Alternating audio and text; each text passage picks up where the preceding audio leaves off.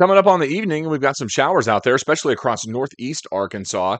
I'll show you why those showers developed, where the front is, and then what to expect heading into tomorrow. The bottom line with this whole thing is we're getting a pattern change, and that's good news for us. We're going to go from this humidity, which is just so sauna muggy out there, to a little bit more dry air and much more comfortable temperatures that are in the 80s instead of these mid to upper 90s with heat index values over 100 degrees.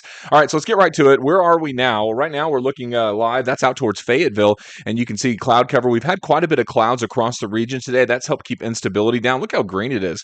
That's nice to see all that green in the middle of July. We could use a little bit more rain, and it looks like we will get it as those clouds continue to increase ahead of that next front, which is set to move into the area. As far as temperatures go, right now, our temperatures are actually in the 80s and 90s, depending on where you are. What's interesting about this is temperature trends across the area have been warm today, but cooler where that cloud cover is, and it sets up a nice little boundary here where you've got sunshine and then you've got clouds. I talked about it this morning. It's called differential heating, but you have one side of the boundary which is hotter than the other, and then you get the storms to pop along that boundary. Now, as these storms develop this evening, they're going to be spotty, and even into the overnight, we'll have clusters of showers and storms. Not everybody's going to get a good soaking out of this, but many of you will, and the rain is certainly welcome for those of us who do want some rainfall or need some rain, right? So this is the way the radar looks right now. Actually, before I do that, I'm going to jump over this one first. It'll make more sense.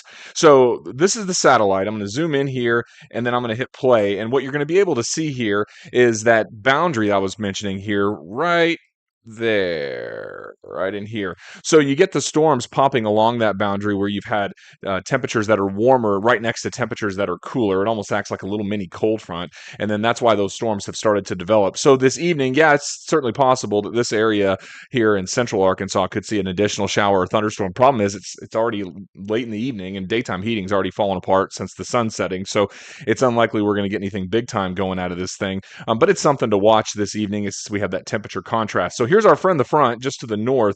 This is what pushes south slowly overnight. So as the cold front gets here, those temperatures are going to come down, and we'll see those showers and storms with it as well overnight and into tomorrow. Back over the radar, you can see some of the showers that are out there. There's a few trying to bubble up here and there west of Fort Smith. I don't think this amounts to much of anything, maybe a few sprinkles.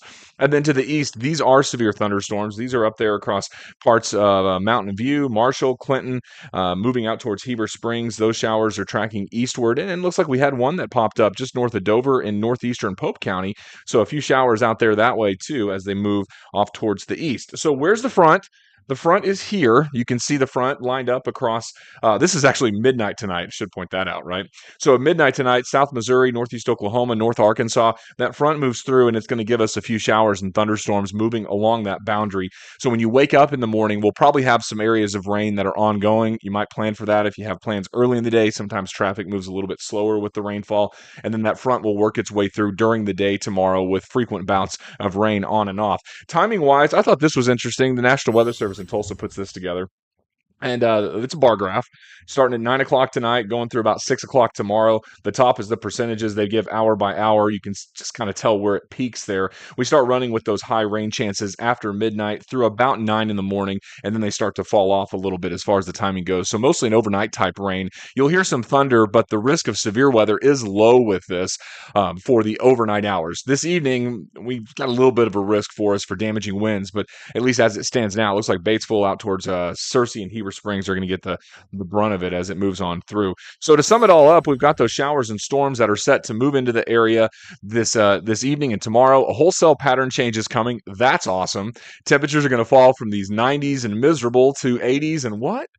Because it's going to be below normal for once, which is going to feel really comfy outside with temperatures that are falling. In fact, I really think what the really cool thing is probably Friday morning, because the skies will be clear and those low temperatures will be in the upper 50s across the Ozarks and low 60s everywhere else.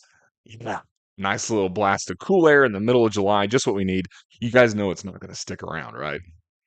Well, we will get put in this northwest flow pattern, which is going to bring us additional chances for rain heading into the weekend and even early next week. So it will be an active pattern still. The risk of severe weather is going to be low with this. It's damaging winds from storms that are collapsing. That's the main threat. It's not tornadoes with this stuff, but it's something to watch, as well as flash flooding, just because of the amount of rainfall you to get in some areas.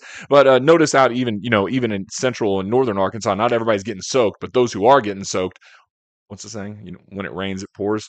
That's going to be the case tonight and even into the overnight. That's what's going on weather-wise. Wanted to give you a quick update. See you guys back here tomorrow morning.